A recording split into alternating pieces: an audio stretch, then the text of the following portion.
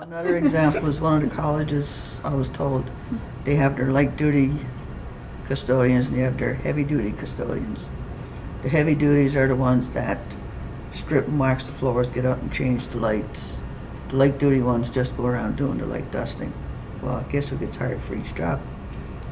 And the pay is different. Yeah. So again, Pretty sure women can change light. oh Yeah. they can. Yes. Yes, and they can strip floors too and wax floors, but they've got them two classifications, light Yeah. duty and heavy duty.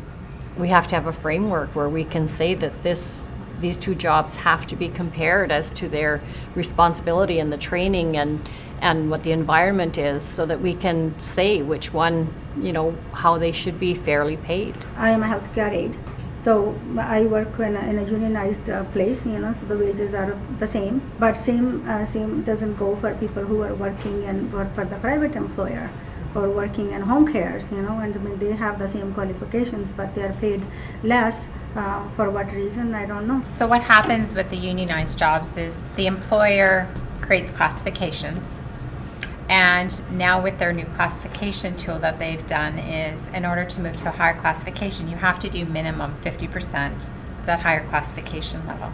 So now the employer has downgraded a lot of people to a lower classification and not enabling you. So you could be doing work of a higher classification, but because you don't do it over 50% of your day all the time, they can therefore get away with giving you a lower classification of pay. Who made the classification? The employer. The employer Right. did.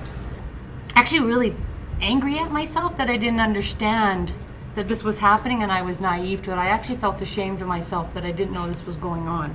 To me, it kind of just like blew my mind a little bit, because I was like, wow, that it's not even an issue in our workplace or a certain workplace. It's throughout Alberta, and it's not just this year. It wasn't last year. This has been going on for so many years that you're going, why are we still dealing with this? How do we change? You got to use your voice. Stand up to your MLAs and say enough is enough. It's time for this to change.